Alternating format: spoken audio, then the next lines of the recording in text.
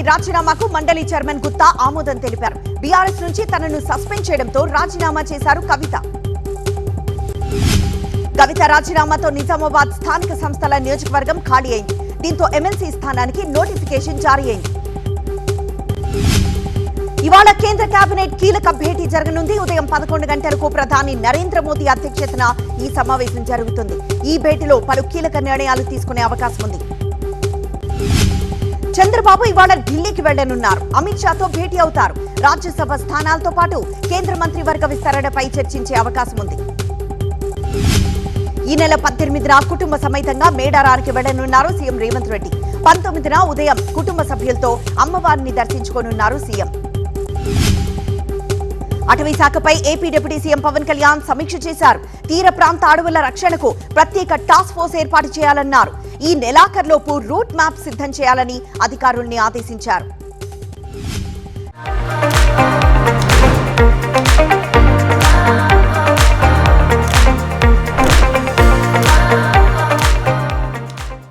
జనవరి 31 నుంచి parliament budget సమావేశాలు జరగనున్నాయి. ఫిబ్రవరి 1న తొలిసారిగా ఆదివారం రోజు కేంద్ర ప్రభుత్వం బడ్జెట్ ప్రవేశపెట్టనుంది. తెలంగాణ శాసనసభ నిరవధిక వాయిదా పడింది. 5 రోజుల్లో 40 గంటల 45 నిమిషాల పాటు అసెంబ్లీ సమావేశాలు జరిగాయి. తెలంగాణ శాసనసభలో 13 బిల్లులకు ఆమోదం లభించింది. 2 తీర్మానాలు చేసి 4 అంశాలపై స్వల్పకాలిక చర్చలు జరిగాయి. బీఎస్సీలో బీఆర్ఎస్ లేవనెత్తిన అంశాలన్నింటిపై సభలో చర్చించామని చెప్పారు మంత్రి శ్రీధర్ బాబు. బీజేపీతో ఒప్పందం మేరకే బీఆర్ఎస్ బాయ్కాట్ చేసిందని తప్పుపట్టారు. హిల్ట్ పాలసీపై కేసీఆర్ ఆరోపణలకు మంత్రి శ్రీధర్ బాబు అసెంబ్లీ సాక్షిగా కౌంటర్ ఇచ్చారు. గత ప్రభుత్వంలా కాకుండా తమ ప్రభుత్వం ఈ పాలసీని పారదర్శకంగా తెచ్చామన్నారు. తెలంగాణకు భారీగా పెట్టుబడులు వస్తున్నాయని 2047 నాటికి $3 ట్రిలియన్ ఆర్థిక వ్యవస్థే ప్రభుత్వ లక్ష్యమన్నారు deputy CM Bhatti Vikramarka. Davos, US, south కొరియాల్లో జరిగిన ఒప్పందాలపై క్లారిటీ ఇచ్చారు మంత్రి శ్రీధర్ బాబు. 2,71,000 కోట్ల పెట్టుబడుల్లో ఇప్పటి వరకు 60% గ్రౌండ్ అయ్యాయన్నారు. బీఆర్ఎస్ హయాంలో జిల్లాల విభజన అశాస్త్రీయంగా జరిగిందన్నారు మంత్రి పొంగులేటి. వారికి నచ్చిన మ్యాజిక్ ఫిగర్ వచ్చేలా విభజించారన్నారు. హెల్త్ పాలసీపై బీజేపీ ఎమ్మెల్యే మహేశ్వర్ రెడ్డి ప్రభుత్వంపై ప్రశ్నల వర్షం కురిపించారు. నగరం నుంచి తరలిస్తామన్న 22 పారిశ్రామిక వాడలు ఏ జోన్లో ఉన్నాయో చెప్పాలన్నారు. అసెంబ్లీలో బీజేపీ ఎంఐఎం మధ్య వాగ్వాదం జరిగింది. ఎస్ఐఆర్ పాలసీపై అక్బరుద్దీన్ ప్రధాని మోదీని విమర్శించడాన్ని మహేశ్వర్ రెడ్డి తప్పుపట్టారు. ఆలోచనలు కాగితాలపై ఉంటే చాలదని బీజేపీ ఎమ్మెల్యే పాయల్ శంకర్ ప్రభుత్వానికి చురకలంటించారు. గత పాలకులు బంగారు తెలంగాణ పేరుతో రాష్ట్రాన్ని అప్పుల పాలు చేశారన్నారు. ప్రభుత్వం తెచ్చిన ఈవీ పాలసీతో ఏడాదిలో 1,00,000 వాహనాలు అమ్ముడయ్యాయని మంత్రి పొన్నం చెప్పారు. ఈవీ వాహనాలకు ట్యాక్స్, రిజిస్ట్రేషన్ ఛార్జీలు మినహాయించామన్నారు. రాష్ట్రంలో ఇంజనీరింగ్ కాలేజీల ఫీజుల దోపిడీపై ఎమ్మెల్సీ విజయశాంతి మండలిలో ప్రస్తావించారు. దోచుకుంటున్న కాలేజీలపై చర్యలు తీసుకోవాలన్నారు. ఏపీలో స్వయం సహాయక సంఘాల ఉత్పత్తులపై సీఎం చంద్రబాబు సమీక్ష చేశారు. 23,000 ఉత్పత్తులకు అంతర్జాతీయ స్థాయి బ్రాండింగ్ చేయాలని సూచించారు. ఎస్ఐపిబిలో పెట్టుబడులకు 14 సంస్థలు ఆమోదం తెలిపాయి. 19,391 కోట్ల పెట్టుబడులకు సిద్ధమయ్యాయి. ఈ పెట్టుబడుల ద్వారా 11,000 మందికి ఉపాధి దొరకనుందన్నారు సీఎం చంద్రబాబు. సీఎం చంద్రబాబు అధ్యక్షతన సిఆర్డీఏ సమావేశం జరిగింది. పల్నాడు జిల్లా అమరావతి మండలంలోని 4 గ్రామాల్లో భూ సమీకరణ చేయనుంది ప్రభుత్వం. ఇవాళ ల్యాండ్ పూలింగ్ నోటిఫికేషన్ విడుదల చేయనుంది. భూ రికార్డుల్లో తప్పులకు జగనే కారణమని మంత్రి అనగాని ఆరోపించారు. జగన్ సర్కార్ చేసిన రీసర్వేలో అనేక తప్పులున్నాయన్నారు. జగన్ 5 ఏళ్ల పాలనలో సీమకు ఒరిగిందేమీ లేదన్నారు మంత్రి నిమ్మల. సీమకు మెజార్టీ ప్రాజెక్టులు ఇచ్చిన ఘనత టీడీపీ సొంతమన్నారు. మంత్రి నిమ్మలకు క్యూబిక్ మీటర్కు క్యూసెక్కు తేడా తెలియదని వైసీపీ నేత గడికోటి శ్రీకాంత్ రెడ్డి ఎద్దేవా చేశారు. చంద్రబాబు ఆలోచనకు ఆమోద ముద్ర వేసే నిమ్మలకు మంత్రిగా కొనసాగే అర్హత లేదన్నారు. రాయలసీమ లిఫ్ట్ ఇరిగేషన్ పనులు పూర్తి చేయకుంటే సీమ ఎడారిగా మారడం ఖాయమని సీమ జిల్లాల వైసీపీ నేతలు హెచ్చరించారు. రాయలసీమ ప్రాజెక్టులు, సంస్థలు తరలిపోతుంటే టీడీపీ గాడిదలు కాస్తుందా అంటూ మాజీ డిప్యూటీ సీఎం అంజద్ బాషా ఘాటు విమర్శలు చేశారు. తెలుగు రాష్ట్రాల మధ్య జల వివాదంతో ఏపీకి తీరని నష్టం జరుగుతోందని ఏపీ బీజేపీ చీఫ్ మాధవ్ ఆరోపించారు. సిడబ్ల్యూసీ ఆదేశాలు పాటిస్తూ రాష్ట్ర హక్కులను కాపాడాలన్నారు. కూటమి సర్కార్కు మాజీ మంత్రి రోజా ఘాటు వార్నింగ్ ఇచ్చారు. పిన్నెల్లి సోదరులను అన్యాయంగా కేసులో ఇరికించారన్నారు. రోజా వార్నింగ్ కు టీడీపీ నేత బుద్ధా వెంకన్న ధీటుగా కౌంటర్ ఇచ్చారు. నరహంతకుడు పిన్నెల్లి గురించి రాష్ట్రం మొత్తానికి తెలుసన్నారు. సోషల్ మీడియాలో విద్వేషపూరిత వ్యాఖ్యలపై కఠిన చర్యలు తీసుకుంటామన్నారు మంత్రి లోకేష్. ఇతర రాష్ట్రాలు, దేశాల్లోని చట్టాలపై అధ్యయనం చేస్తామన్నారు. తనపై ఎంపీ అవినాష్ రెడ్డి చేసిన అవినీతి ఆరోపణలను బీటెక్ రవి ఖండించారు. ఆరోపణలు నిరూపిస్తే రాజకీయాలను వదిలేస్తానంటూ సవాల్ విసిరారు. గ్రామాల్లో మంచినీటి వ్యవస్థను పటిష్టం చేయాలని అధికారులను ఆదేశించారు మంత్రి సీతక్క. పంపు సెట్లు పాడైన చోట వెంటనే రిపేర్ చేయాలని సూచించారు. వరంగల్ కోట భూములు అక్రమ కట్టడాలపై సీఎం రేవంత్ రెడ్డికి కేంద్ర మంత్రి కిషన్ రెడ్డి లేఖ రాశారు. కోట భూముల్లో ఆక్రమణలు తొలగించాలని కోరారు. రాహుల్ గాంధీ లీడర్ కాదు, రీడర్ అని విమర్శించారు బీఆర్ఎస్ వర్కింగ్ ప్రెసిడెంట్ కేటీఆర్. ఏం రాసిస్తే అదే చదువుతారని విమర్శించారు. కాంగ్రెస్ 2 ఏళ్ల పాలనలో గ్రామాలు మురికి కూపాలుగా మారాయని హరీష్ రావు అన్నారు. కేసీఆర్ పాలనలో పలు గ్రామాలకు కేంద్రం నుంచి అవార్డులు వచ్చాయని గుర్తు చేశారు. తెలంగాణ ఏర్పడిన తర్వాత కృష్ణా జలాల్లో జరిగిన అన్యాయాన్ని సరిదిద్దే అవకాశాన్ని బీఆర్ఎస్ ప్రభుత్వం వదులుకుందన్నారు బీజేపీ నేత వెదిరే శ్రీరామ్. కవిత కాంగ్రెస్ పార్టీలో చేరినా ఆశ్చర్యపోవాల్సిన అవసరం లేదని కాంగ్రెస్ ఎమ్మెల్యే మల్రెడ్డి రంగారెడ్డి అన్నారు. దానం కడియం తమ పార్టీలోకి వస్తారని ఊహించలేదన్నారు. సంక్రాంతి రద్దీ పేరుతో ప్రైవేట్ బస్సులు అధిక ఛార్జీలు వసూలు చేస్తే కఠిన చర్యలు తీసుకుంటామని రవాణా శాఖ హెచ్చరించింది. ముమ్మర తనిఖీలు చేయాలని అధికారులను ఆదేశించింది. సంక్రాంతికి ఏపీఎస్ఆర్టీసీ 8,432 ప్రత్యేక బస్సులు నడుపనుంది. ప్రత్యేక బస్సుల్లోనూ సాధారణ ఛార్జీలే ఉంటాయని క్లారిటీ ఇచ్చింది. నల్గొండ మున్సిపాలిటీని కార్పొరేషన్ గా అప్గ్రేడ్ చేయడంపై కాంగ్రెస్ శ్రేణులు సంబరాలు జరుపుకున్నారు. నల్గొండ క్లాక్ టవర్ లో సీఎం ఫ్లెక్సీలకు పాలాభిషేకం చేశారు.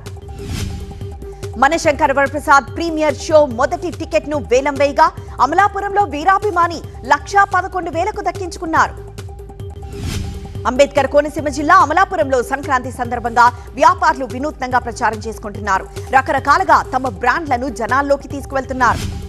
సంక్రాంతి సందర్భంగా కైకలూరులో పోలీస్ ప్రీమియర్ లీగ్ క్రికెట్ పోటీలను ఎమ్మెల్యే కామినేని శ్రీనివాస్ ప్రారంభించారు. గుంటూరు ఛానల్ ను పర్చూరు వరకు పొడిగించాలని కోరుతూ పర్చూరులో నల్లమడ రైతు సంఘం ధర్నా చేపట్టింది. చుట్టుపక్కలున్న 50 గ్రామాలకు నష్టం కలుగుతుందని రైతులు తెలిపారు.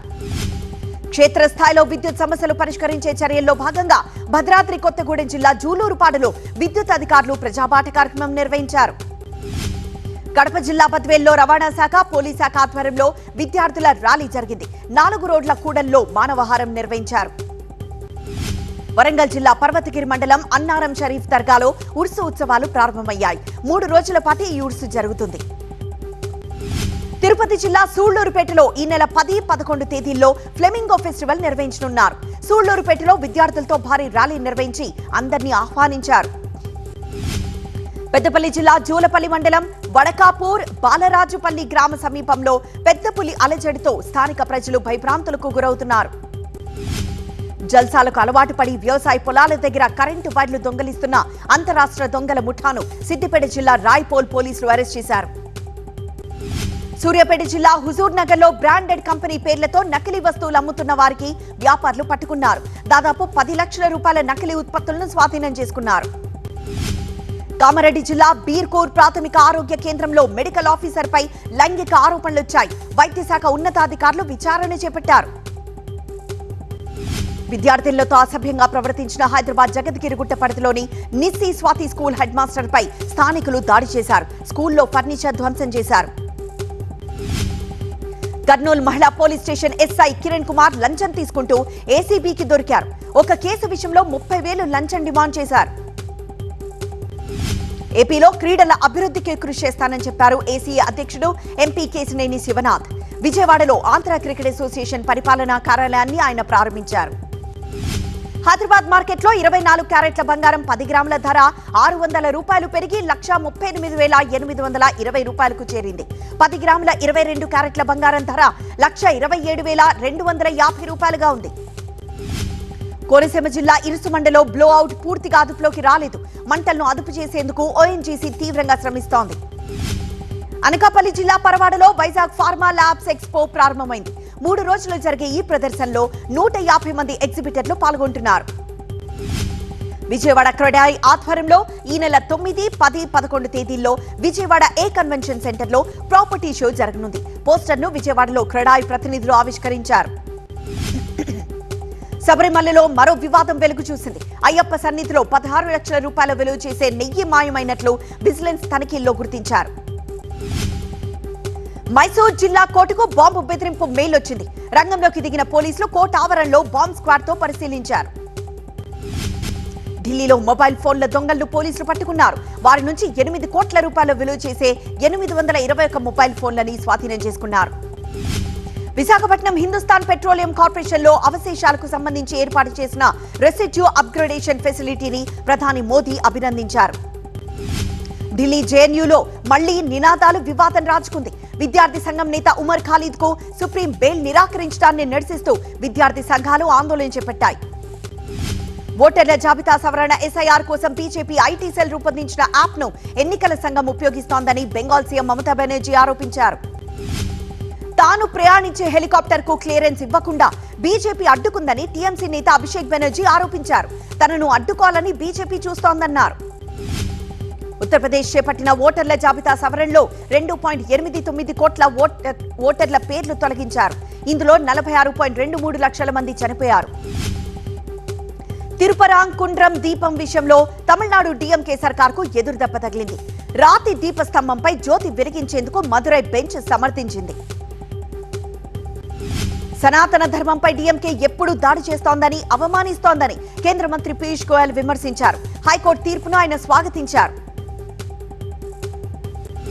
వాణిజ్య భాగస్వామ్యం లేని కారణంగా వాయిదా పడిన ఇండియన్ సూపర్ లీగ్ ఫిబ్రవరి 4 నుంచి ప్రారంభమవుతుందని కేంద్ర క్రీడా శాఖ మంత్రి మన్సుఖ్ మాండవియా ప్రకటించారు. మహారాష్ట్ర మాజీ సీఎం విలాస్ రావ్ దేశ్ముఖ్ ను ఉద్దేశించి చేసిన వ్యాఖ్యలపై మహారాష్ట్ర బీజేపీ అధ్యక్షుడు రవీంద్ర చవాన్ క్షమాపణ కోరారు. తన వ్యాఖ్యలు రాజకీయపరమైనవని కావన్నారు. ఒడిషా ఖోర్దాలో కామర్లు ప్రబలుతున్నాయి. అక్కడి జవహర్ నవోదయ విద్యాలయంలో 54 మంది విద్యార్థులు జాండీస్ బారిన పడ్డారు. ఢిల్లీ కాలుష్యంపై ఆప్ బీజేపీ నేతల మధ్య మాటల యుద్ధం నడుస్తోంది. ఏక్యూఐ లెవెల్స్ తగ్గించడానికి సరైన చర్యలు తీసుకోవాలని ఆప్ కార్యకర్తలు ఆందోళన చేపట్టారు. ఒడిషా చిల్కా సరస్సులోని పక్షులు జీవ వైవిధ్యాన్ని చాటి చెప్పే 6వ చిల్కా బర్డ్ ఫెస్టివల్ ప్రారంభమైంది.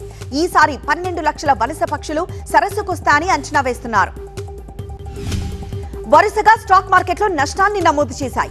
సుంకాలు విధిస్తామన్న అమెరికా హెచ్చరికలతో మార్కెట్లో ఆందోళన పెంచాయి.